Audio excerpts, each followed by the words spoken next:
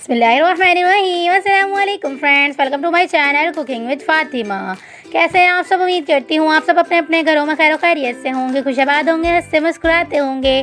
तो आज मैं आपके साथ शेयर करने जा रही हूँ मज़ेदार सा दम गोश्त बनाने की रेसिपी। तो ये रेसिपी बहुत ही ज़्यादा आसान वे में और बहुत ही ज़्यादा झटपट तरीके से बनकर रेडी हो जाती है।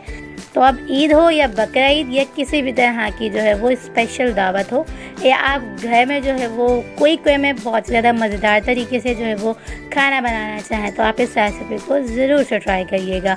या अगर आपके घर पे जो है वो मेहमान अचानक से आ जाएं, तो आप इस रेसिपी को ज़रूर से ट्राई करिएगा, क्योंकि ये रेसिपी बहुत ही ज़्यादा झटपट वे में और बहुत ही ज़्यादा मज़ेदार तरीके से बनकर रेडी हो जाती है। तो चलें जी, रेसिपी स्टार्ट करते हैं। और साथ ही साथ अगर आपने मेरा चैनल सब्सक्राइब नहीं किया है तो प्लीज़ मेरे चैनल को सब्सक्राइब कर लीजिएगा और बेल आइकॉन के बटन को ज़रूर से प्रेस करिएगा, ताकि मेरी हर न्यू आने वाली वीडियो आप तक आसानी के साथ पहुंचती रहे।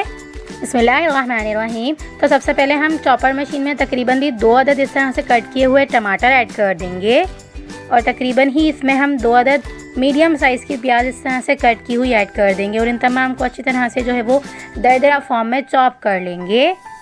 प्याज और टमाटर का हम पेस्ट बिल्कुल नहीं बनाएंगे, सिर्फ इसे दरदरा फॉर्म में जो है वो चॉप कर लेंगे। और ये देखें जी, बेहतरीन से जो है वो चॉप हो चुके हैं प्याज और टमाटर, कितनी अच्छी तरह से दरदरा फॉर्म में जो है वो चॉप हो चुके हैं। और अब हम इसे साइड पर एक पैन में तकरीबन भी हम 750 ग्राम के करीब जो है वो मीट ले लेंगे, यानी कि गोश्त ले लेंगे। आप चाहें तो मटन का भी ले सकते हैं, मैंने यहाँ पे जो है वो बीफ का लिया है।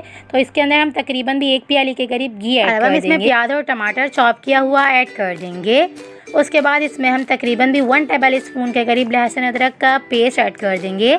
आप चाहें तो साबित भी ऐड कर सकते हैं, लेकिन मैंने यहाँ पे जो है वो पेस्ट ऐड किया है। 1 टेबल स्पून नमक ऐड कर देंगे, 1 टेबल स्पून लाल मिर्च पाउडर ऐड कर देंगे, 1 टेबल स्पून धनिया पाउडर ऐड कर देंगे, 1 टीस्पून गरम मसाला पाउडर ऐड कर देंगे, 1 टीस्पून हल्दी पाउडर ऐड कर देंगे, तकरीबन भी 2 अदद तेज़पात पत्ता ऐड कर देंगे, और तकरीबन भी 7 से 8 जो है इसमें हम लौंग ऐड कर देंगे। 1 टीस्पून के करीब इसमें हम काली मिर्च साबित वाली ऐड कर देंगे।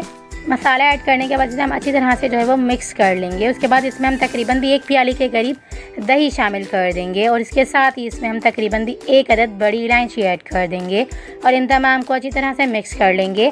और ये प्रोसेस जो है वो सारा हमने फ्लेम ऑफ करके किया है, तो आप भी इसी तरह से कर लीजिएगा।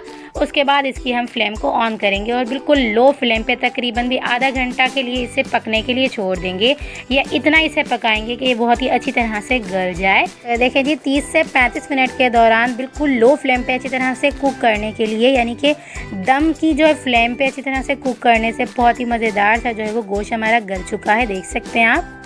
तो इसे आप बहुत ही मज़ेदार तरीके से, बहुत ही ज़्यादा कम वे में और बहुत ही ज़्यादा झटपट तरीके से बना के रेडी कर सकते हैं।